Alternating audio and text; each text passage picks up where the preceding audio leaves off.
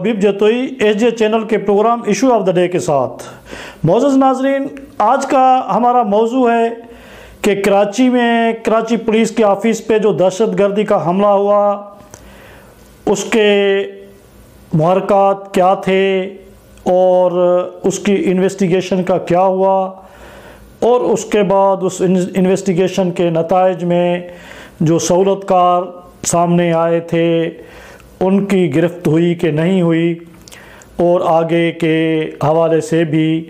कि जैसे कि कहा जा रहा है कि दहशतगर्दों के पास कराची पुलिस के ऑफिस पे ये जो हमला था वो एक टेस्ट केस था और दहशतगर्दों ने कराची की मौजूदा जो सिक्योरिटी इदारों की जो सूरत हाल है, वो उनकी जो चाबक दस्ती है, जो उनकी अलर्टनेस है और जो उनकी कैपेबिलिटी है, उनको टेस्ट करना चाहा था। तो नाज़रीन, आज हम जो फैक्टर्स हैं इन पे हम थोड़ा सा बहस करेंगे। जैसा कि नाज़रीन आप जानते हैं कि कराची पुलिस के चीफ पे किया गया हमला और उसने इस बात की पूरी कलई खोल के रख दी कि कराची में हमारे जो सिक्योरिटी इदारे हैं इतने बड़े दहशतगर्दी के चैलेंज के बावजूद, क्योंकि ये उस वक़्त से काफ़ी वक़्त से जब से तहरीक तालिबान पाकिस्तान ने जंग बंदी का ख़ात्मा किया था और उसके बाद ये ऐलान किया था कि वो अब सिक्योरिटी के इदारे और ख़ास तौर पे पुलिस को टारगेट बनाएंगे और पूरे मुल्क में बनाएंगे, तो उस वक़्त से जो समझने वाले लोग थे, जो इदारे थे, उनको ये ख़दशात थे, बल्कि उनको ये एक्सपेक्टेशन थी,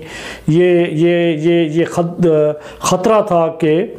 ये हमले किसी वक्त भी हो सकते हैं। लेकिन हमारे इदारों की मजमूई तौर पे सारे इदारों की वो जो इंटेलिजेंस के इदारे हैं, वो जो सिक्योरिटी के इदारे हैं, वो जो लॉ इन्फोर्समेंट के इम्प्लीमेंटेशन के इदारे हैं, वो सब के सब मजमूई तौर पे हमें नाकाम नज़र आए कराची के हमले में। और हत्ता कि ये कोई बहुत बड़ा दहशतगर्दों की तरफ से बहुत बड़ा हमला नहीं था, एक आम जैसे कि आम हमला होता है उस तरह का हमला था, और ना ही दहशतगर्दों का ये मकसद था कि बहुत सारे लोगों को मारा जाए। अगर दहशतगर्द ये 10 बजे 11 बजे सुबह को ये कार्रवाई करते तो खुदा न खास्ता बहुत बड़ा नुकसान, जानी नुकसान हो सकता था। लेकिन इन सारे वाक़यात के हो जाने के बाद ये अब जो इन्वेस्टिगेशन टीम बनाई गई है, जो मुख्तलिफ़ इदारे हैं, उनके नज़दीक जो रहने वाले लोग हैं, जो उस तहकीकात पे नज़र रखे हुए लोग हैं, उनका कहना है कि एक बहुत बड़ा जो सहूलतकार हैं, जो जामशोरों से भी पकड़े गए हैं, जो कराची से भी पकड़े गए हैं, या ये भी कहा जा रहा है कि कम अज़ कम, ये तो रिपोर्ट भी हो गया है कि कम अज़ कम 100 जो है सेल नंबर्स जो हैं वो मशकूक नंबर हैं, और उनमें से तो 10 नंबर ऐसे भी हैं जो उस दिन दहशतगर्दी के वाक़े के दिन से आज तक जो है वो बंद हैं।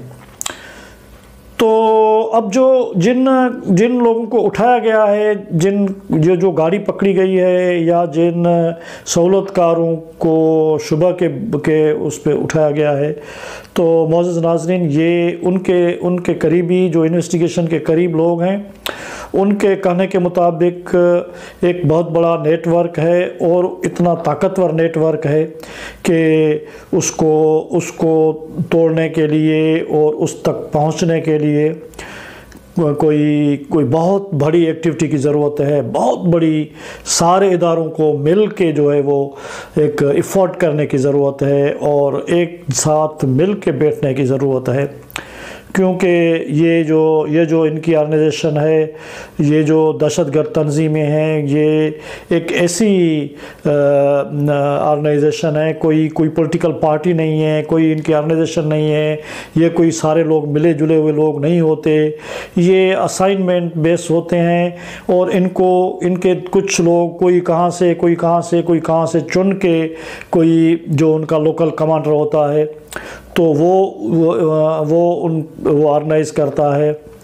کیونکہ یہ تک انویسٹیگیشن کے قریب لوگ کر رہے ہیں کہ ان لوگوں کو، کیونکہ یہ جو تینوں لوگ تھے، یہ ایک وانا وزیرستان کا تھا، ایک لکی مروت کا تھا، تو یہ تینوں لوگ باہر سے تھے، تو ان لوگوں کے لیے یہ پاسبل نہیں تھا، اور ظاہر ہے کچھ لوگوں نے ان کو موٹر سائیکلوں پہ لا کے واقعے کی جگہ پہ کراچی پولیس آفس کے دروازے پہ چھوڑا ہے، اور ان کی ساری ریکی وغیرہ کی ہے، ان کو سارے جو بھی جو سہولیات ہیں، ویپنری ہے یا دوسری چیزیں ہیں یا گاڑی وغیرہ ہے، وہ سارے ارینجمنٹس کر کے دیے ہیں۔ تو ناظرین، اب ان انویسٹیگیشن کے نتیجے میں جو لوگ باتیں کر رہے ہیں، جن کا یہ سبجیکٹ ہے، وہ بہت ہی ایک بھیانک صورتحال بتا رہے ہیں، کیونکہ وہ انتہائی خطرناک ہے۔ اور دوسری طرف یہ ہے کہ ہمارے ادارے جو ہیں وہ بالکل ہی پریپیئر نہیں ہیں، اور ہمارے اداروں کی حالت یہ ہے کہ ہماری جو سب سے پرائمری ایجنسی ہے، لا انفورسمنٹ کی جو سب سے پرائمری ایجنسی ہے، پرائمری ادارہ ہے، وہ سندھ پولیس ہے، اور سندھ پولیس کی حالت یہ ہے کہ ان کو ساری کراچی کے اندر سندھ پولیس کو یا تو قبضوں کے حوالے سے استعمال کیا جاتا ہے، اور یا دوسرے کاموں میں استعمال کیا جاتا ہے۔ یہ کراچی جو ہے ایک بہت ہی بڑا جو ہے وہ ایک جو کرائم سینڈیکیٹ ہوتی ہے، انٹرنیشنل گینگز ہوتے ہیں، ان کا شہر ہے۔ یہاں پہ زمینوں پہ قبضہ سب سے بڑا جو فیکٹر ہے، زمینوں پہ قبضہ، سرکاری زمینوں پہ قبضہ، بلکہ جن کی بھی لوگوں کے کوئی غریب ہیں، کوئی طاقتور لوگ نہیں ہیں، ان کے زمینوں پہ قبضہ کیا جاتا ہے۔ دوسرا، اسلحے کا بہت بڑا کاروبار اس کے شہر میں ہوتا ہے، اور 2.5 کروڑ لوگوں کا شہر ہے۔ اس کے ساتھ ساتھ جو سب سے بڑا جو اربوں خربوں کا جو یہاں پہ کاروبار ہوتا ہے، وہ منشیات کا کاروبار ہے۔ اور ناظرین، اس کے ساتھ ساتھ ایک بہت بڑا ریکٹ جو ہے وہ ہے جو گیسٹ ہاؤسز ہیں، اور گیسٹ ہاؤسز کے نام پہ کراچی کے چپے چپے پہ جو ایک پراسٹیٹیوشن کا اربوں خربوں کا کہہ رہے ہیں کہ اربوں کی ہر رات کی جو ہے وہ کا بھتہ جو ہے وہ پولیس اور مختلف ایجنسیز لیتی ہیں۔ تو یہ جو سارے کرائمز ہیں وہ ایک آرگنائزڈ کرائمز ہیں، اور یہ سارے جو کام چلتے ہیں، ظاہر ہے یہ پولیس کی مدد اور پولیس کے تعاون اور دوسرے جو گینگز ہیں، گینگسٹرز ہیں، مافیاز ہیں، یہ سب جو ہے وہ ان کو چلاتے ہیں۔ وہ ظاہر ہے وہ پولیس کے ساتھ اور دوسری جو لا انفورسمنٹ ایجنسیز ہیں ان کے تعاون کے بغیر، اور ان کو ایک بہت بڑا کمائی کا حصہ دینے کے سوا یہ سب کچھ نہیں چلتا۔ کراچی ایک بہت بڑی خطرناک صورتحال ہے۔ کراچی ایک ٹائم بم ہے، 2.5 کروڑ لوگوں کا شہر ہے۔ ہم نے ناظرین یہ بھی بہت مرتبہ اپنے ولاگس میں نے اپنے بکس میں، اپنے کتابوں میں، آرٹیکلز میں ہمیشہ لکھا ہے کہ ہمارے حکمران طبقوں کو اور خاص طور پہ سیکورٹی اداروں کو کراچی کی اس صورتحال پہ خاص طور پہ نظر رکھنا چاہیے، کیونکہ یہ جو سارا اللیگل کاروبار ہے، اربوں خربوں روپیوں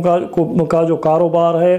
جس میں ہیروئن کی اسمگلنگ اور منشیات، international gangs, international mafias involve ہیں، ان کے ساتھ ہمارے اپنے لوکل مافیاز ملے ہوئے ہیں، اور ان کے ساتھ ہمارے اداروں کے بہت سارے لوگ ملے ہوئے ہیں۔ خاص طور پہ یہ جتنے بھی کرائمز ہیں، ناظرین یہ جتنے بھی کرائمز ہیں، یہ زمینوں پہ قبضہ ہو،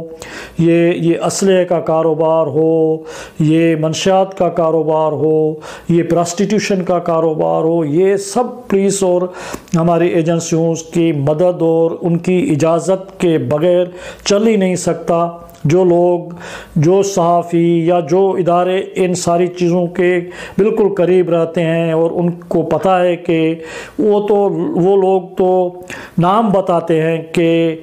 کون سے ادارے کا کون سا بندہ ہے جو یہ سارے کام سنبھال رہا ہے۔ جیسے کہ آج کل کراچی کے حالات میں سندھ حکومت اور سندھ حکومت کے کرتا دھرتا جو حکمران ہمارے طبقات ہیں، وہ ان ساری معاملات کو جو لک آفٹر کرنے کے لیے سسٹم کا نام دیتے ہیں کہ آپ کوئی بھی کام جو ہے وہ سسٹم جو ہے، اور اس میں بھی ایک نام دیا جاتا ہے، مجھے نام لینا نہیں چاہیے لیکن وہ عرف عام ہر کراچی میں اور جتنے بھی لوگ ہیں وہ سب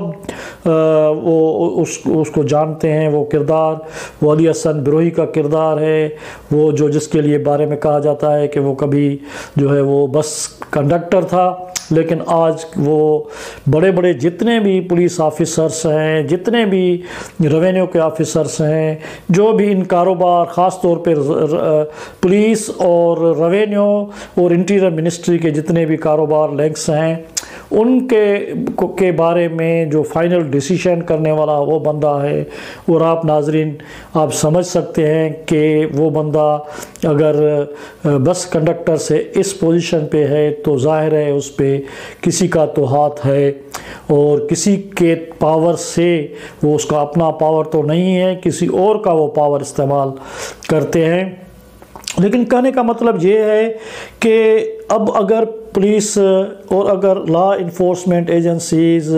اپنی سیکیورٹی کا پرائمری ڈیوٹی اپنی نہیں نبھائیں گے اور اپنا کام نہیں کریں گے تو پھر اس کا نتیجہ وہی نکلے گا جو ناظرین آپ نے کراچی پولیس چیف کے جو